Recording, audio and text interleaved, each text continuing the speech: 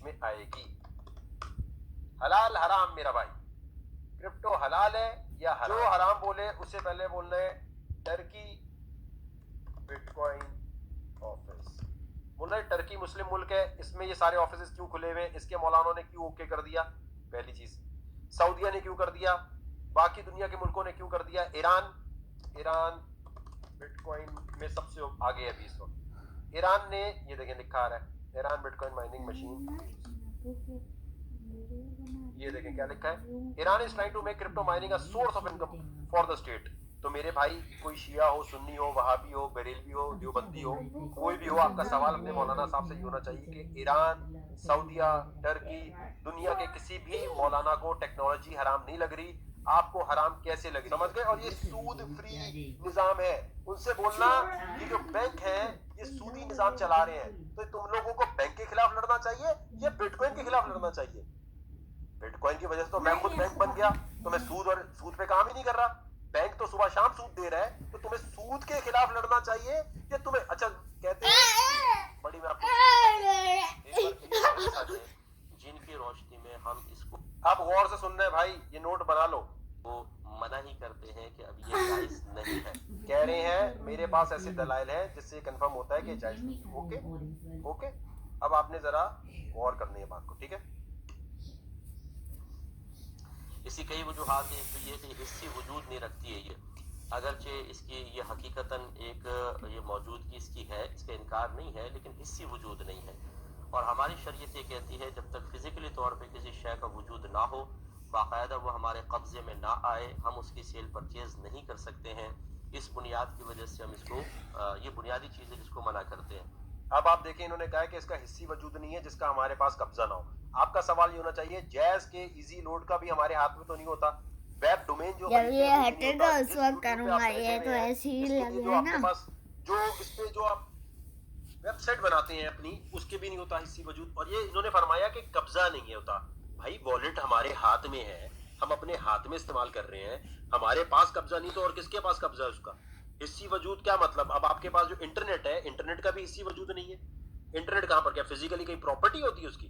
तो ये वाली बात आपको क्लियर हो गई। हिस्सी वजूद को क्लियर कर लें अपने पास सारे लोग कि मेरे भाई अगर कोई हिस्सी वजूद बोले तो आपके पास आंसर होना चाहिए। ठीक हो गया मेरे भाई? ये क्लियर हो गई बात, आगे चलते हैं। अगला इन्होंने क्या बोला है? दूसरा भी हमारे नज़दीक इसमें मुसलमानों के अंदर उर्फ आम नहीं हुआ।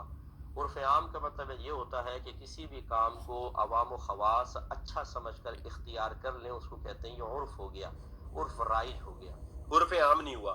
बोलो ये ईरान, टर्की, सऊदिया और हुर्फ आम और कितना होना चाहिए मेरे भाई? क्या पाकिस्तान के मुसलमानों को हुर्फ आम समझते हैं आप? ये सिर्फ पाकिस्तान के मुसलमानों में होना चाहिए, तो इनके दूसरे दलाइल भी गलत साबित हो गए आपके सामने। इसमें उमूम बलवा भी नहीं है। उमूम बलवा का मतलब होता है कि शरीयत किसी काम को ममनू करार देती है और अवाम व खवास सब उसमें मुब्तला हो जाते हैं। और फिर याद रखें कि ये उर्फ आम हो या उमूम बलवा, ये मुसलमानों का मोतबर है, गैर मुस्लिमीन का नहीं।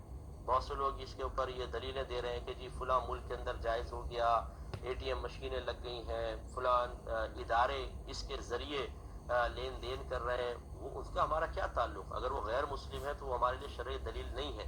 तो लिहाजा भाई टर्की क्या गैर मुस्लिम मुल्क है? सऊदिया गैर मुस्लिम मुल्क है? ईरान जो है, ईरान को गैर मुस्लिम समझते हैं क्या? हाँ, अगर हमारी गवर्नमेंट ऑफ पाकिस्तान इसको बाकायदा इसकी जिम्मेदारी ले, इसको कानूनी हैसियत दे, इस पर टैक्स वगैरह लगाया जाए, फिर इसके बाद इसकी इजाज़त के बारे में पूछा जाए, तो फिर इंशाअल्लाह उर्फ आम या उमूम बलवा की बिना पर इसके जवाज़ का हुक्म हो सकता है। लेकिन फ़िलहाल बहरहाल हम इसको मना ही करते हैं। इनसे मौलाना साहब से ये पूछना है कि हुकूमत तो सूदी निज़ाम राइज करके बैठी है, तो जहाद क्यों नहीं कर रहा मेरे भाई? ये कहते हैं जी मुल्क की मईशत खराब होती है।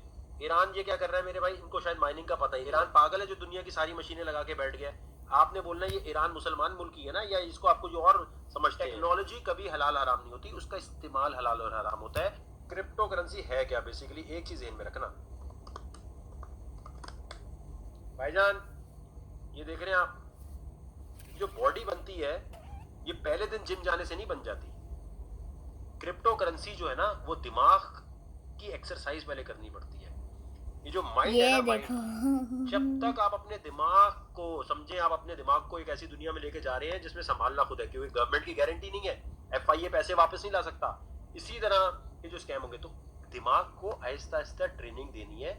आप पहले दिन ही जाओगे ना, टप पैसे जाया हो जाएंगे, दिमाग कबूल नहीं करेगा, और फिर पता क्या होगा, आप आके बोलेंगे यार वकार वो हमने गलती से इन्वेस्टमेंट कर दी, यार वो गलती से ये बटन दब गया, यार वो गलती। अरे भाई पेपर पे लिख के इजी, जल्दी नहीं है, क्रिप्टो कहीं नहीं जा रही, तो क्योंकि इसकी कोई गारंटी नहीं ले रहा, इसलिए आप लोगों को अपने दिमाग की ट्रेनिंग करनी है। जैसे बॉडी बिल्डिंग में टाइम लगता है, पहले दिन 100 kg का वेट नहीं उठाते, 2-3 महीने लगते हैं, इस तरह 2-3 महीने प्लीज इन्वेस्टमेंट मत करना, कोई बात नहीं, इजी इजी हो जाओ, कोई कोई कुछ नहीं जा रहा जी। मैं अब आपको कुछ चीजें बता रहा हूँ,